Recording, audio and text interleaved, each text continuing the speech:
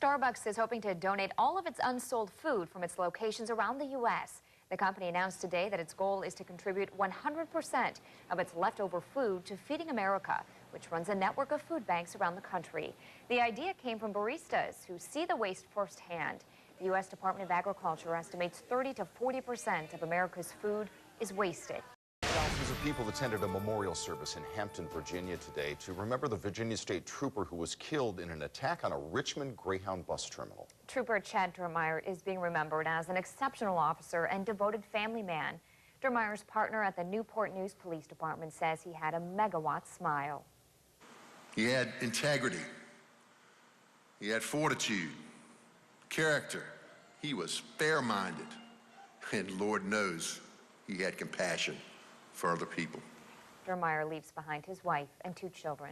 The Northeast and Midwest are bracing for cold temperatures here in the coming week. Forecasters in some areas are predicting wind chills into the single digits. Syracuse, New York woke up to this. Record lows of for the year, 10 degrees. Not surprisingly, people are not too happy about this last blast. It's nuts.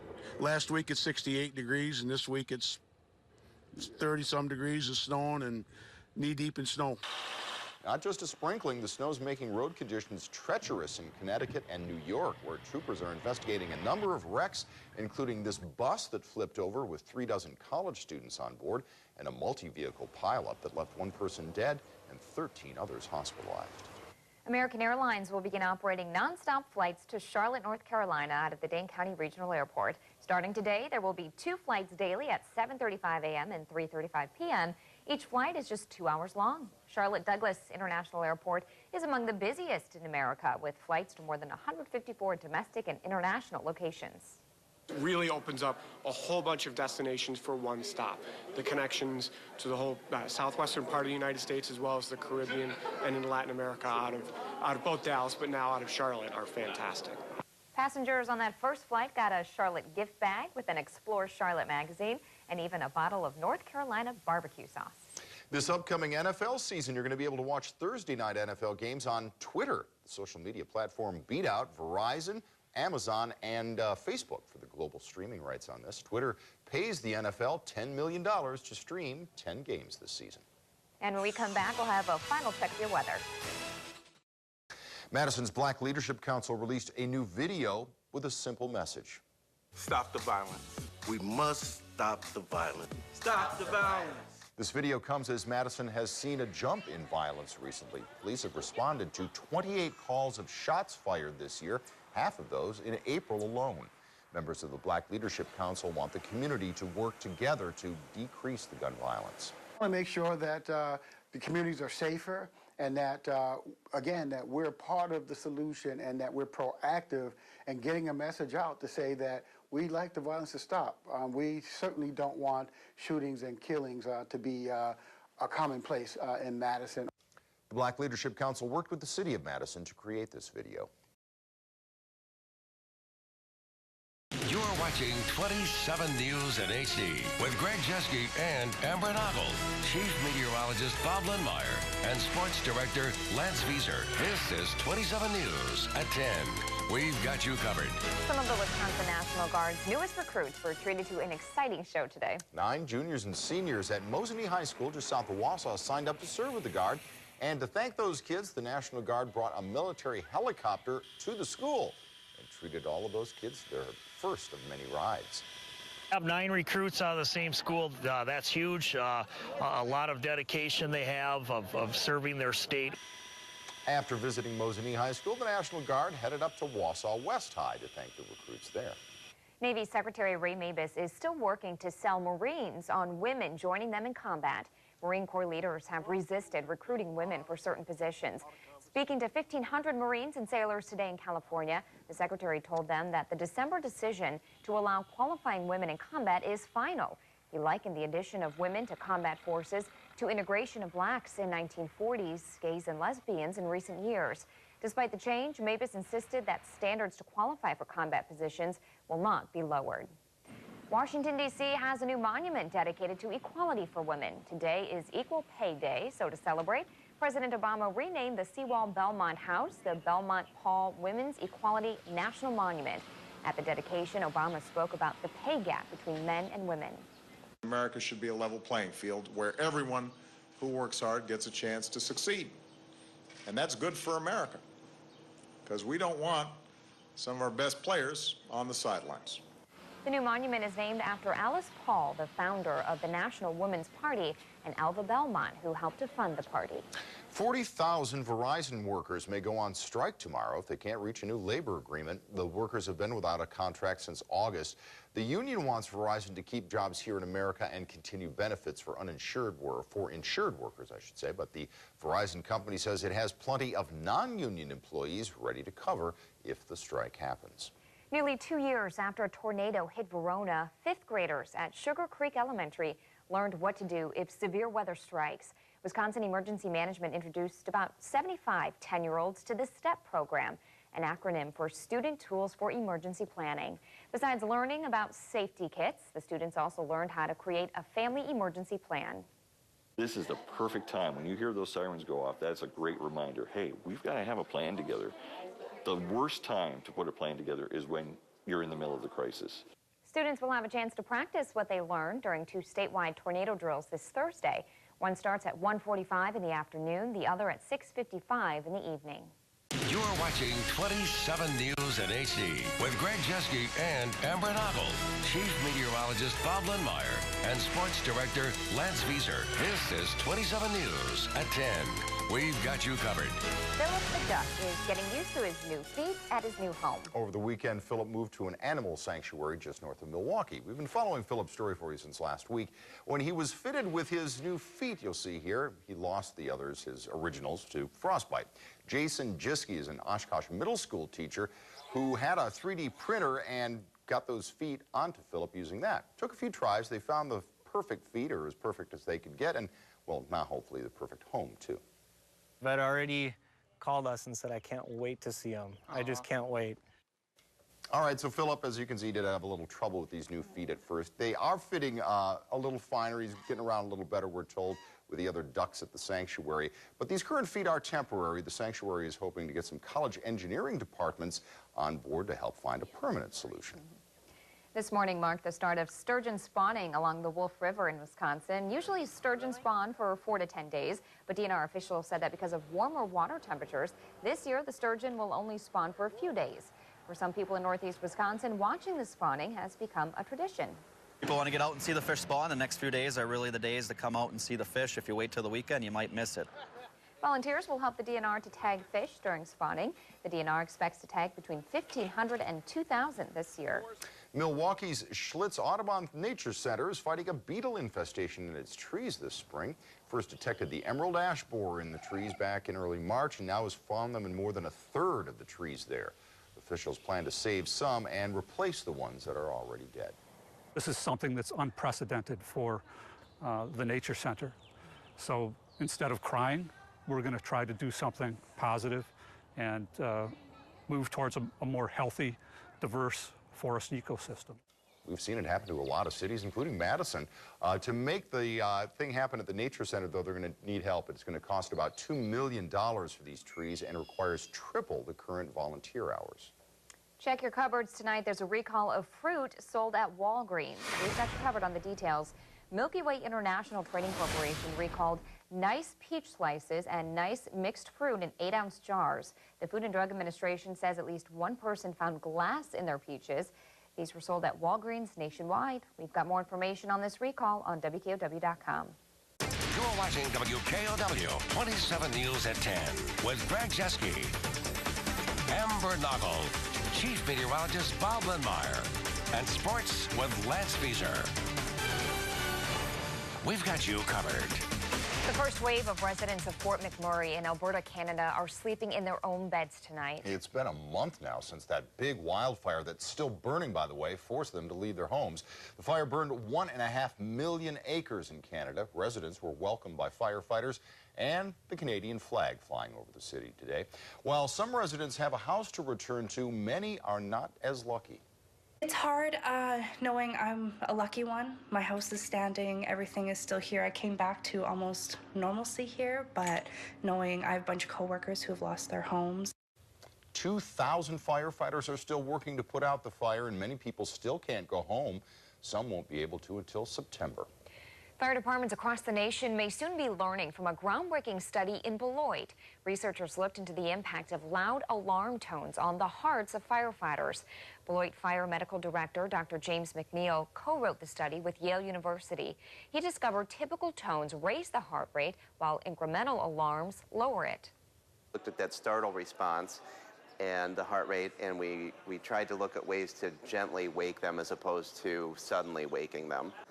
The study was published last month in the Journal of Occupational and Environmental Hygiene's e-print edition. It will come out in hard copy in November. You can learn more about the study online at WKOW.com. At least 4 automakers are still selling cars with those defective Takata airbags. That is according to a new Senate report by Commerce Committee Democrats. The report says some 2016 and 17 models from Fiat Chrysler, Mitsubishi, Toyota, and Volkswagen all have the defective parts. The airbags have to be recalled by 2018, but until that takes effect, it's legal to sell cars.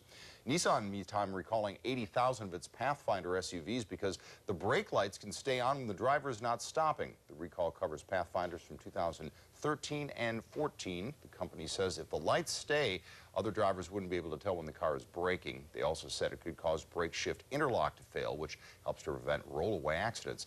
No crashes or injuries have been reported, and the dealers will inspect the switches and replace them at no cost to the owners starting July 25th. Airport security lines are getting shorter, but if you want an even faster way to make it through the line, you might want to register for TSA PreCheck. You'll have the chance to sign up here in Madison at the Dane County Regional Airport from July 11th to the 29th. The closest enrollment facility is usually in Rockford, Illinois. You can make an appointment online or walk in, but you must enroll in person. For more information, visit our website, WKOW.com. The Madison Public Library received the highest award for community service by a library or museum today. Representatives accepted the National Medal for Museum and Library Service at a ceremony hosted by First Lady Michelle Obama at the White House. Madison was one of 10 honorees there today. All 9 branches here held community receptions tonight to celebrate. You're watching WKOW 27 News at 10 with Greg Jeske, Amber Noggle, Chief Meteorologist Bob Lindmeyer, and sports with Lance Vieser. We've got you covered. A dispute over a Milwaukee custard stand's English-only policy has ended. Leon's Frozen Custard will now allow employees to use Spanish to speak with customers. The owner of Leon's and the League of United Latin American Citizens, called LULAC, have agreed that Spanish-speaking employees can speak to customers in Spanish if necessary. LULAC representatives added that there's a misunderstanding about the desire of immigrants to learn and speak English. Study done by the University of Wisconsin in Madison, they found that Latinos that do come here as immigrants are learning English at a faster pace than any of their European immigrant wave counterparts that have come here in U.S. history. So I think there's a lot of education that needs to be taking place around this issue. The owner of Leon's has said the policy was in place to increase efficiency so there wasn't confusion between those who do and do not speak Spanish. Don't hold your breath to see that bumpy road near you get fixed anytime soon as the battle over the state's transportation budget continues. DOT Secretary Mark Gottlieb will not ask for any major tax or fee increases when he submits his budget in September. Instead, his budget will focus on keeping Wisconsin's bridges and highways in good condition. And that's because Governor Walker says he will not support an increase in the gas tax for vehicle registration fees, meaning there isn't much new money for projects. There'll probably not be any a whole new wave of major projects. For the ones we've talked about, we'll have to figure out ways that we can continue those, but we won't be adding huge new projects on top of it. Wisconsin's roads are currently among the worst in the nation. According to the U.S. Department of Transportation, 71% of our roads and streets are considered to be in poor or mediocre condition. Tonight, people in Green Bay are calling foul over a state law that's keeping wineries out of a local farmers market, but not beer companies. The law allows nonprofits like the On Broadway group in charge of Green Bay's Wednesday night farmers market to have a liquor license for only 2 events a year. But the sale of beer is still safe because it's under different rules and regulations. People in Green Bay say they hope that changes. It's something that I'm sure the people that attend are going to miss, but certainly something that we wish we could still be a part of. We had some really bummed out people last night, and that's what we've been telling them, so we're hoping that maybe someday that there'll be a change. Officials with the On-Broadway group hope people contact their local lawmakers after wine was allowed at the farmers market for several years. There was no word from city officials about the change. The Double Dollars program will soon be coming to the Dane County Farmers Market. It's all because of a nearly $100,000 grant from the U.S. Department of Agriculture. Double Dollars gives those on federal food assistance programs dollar-for-dollar matches when they shop at the farmers market. It's already in place at the Northside Farmers Market in Madison. An iconic Northwood statue has been fully repaired after being vandalized in December. A couple of Wisconsin men admitted they stole the Hodag claws there in Rhinelander. Well, they were drinking one night. Police were able to get the claws back, and today the weather was perfect for repairing the statue, which for many in Rhinelander is a point of big pride. That is an icon in itself. People will come in and they'll say, where is the best Hodag? Where's the biggest Hodag? So we always send them over in that direction. And you certainly want to be there with all his claws on, right? The sculptor who is repairing the statue says after the fix, the claws will be a lot harder to rip off. You're watching WKOW 27 News at 10 with Greg Jeske, Amber Noggle, Chief Meteorologist Bob Lindmeyer, and sports with Lance Fieser. We've got you covered. People living in the La Crosse area may be a little on edge tonight after a rare bear sighting up there. Oh my God, there goes. Mother Nature's brought nature in the city. Yep, this bear was caught on a woman's home surveillance camera earlier this week. Today, the DNR confirmed, yep, that is a bear. DNR biologist Ron Lichty says the sighting's not a surprise. The area's black bear population is rising. This is the time of year that we do see some bear activity with them just coming out of their hibernation or their winter sleep. It is also their breeding season, so we do see some extra activity with bears moving around looking for a mate. Lichty says if you see a bear, you should make yourself bigger, lift your arms above your head, and then back away to a safe place, but don't go running off. As more drivers hit the road during the 100 deadliest days of summer, Wisconsin authorities are working to make sure the semis next to you are up to code. Today's the first day of a 3-day international campaign to increase inspections on big trucks and buses. State troopers follow a 37-step detailed inspection on these things, checking everything from the tires to the brakes to the rest logs of the drivers. But they say that even with these extra inspections, car drivers need to pay extra attention around semis. No doubt about it, and I don't think people realize when you see a commercial motor vehicle, there are a lot of blind spots. It's obvious when you're passing them.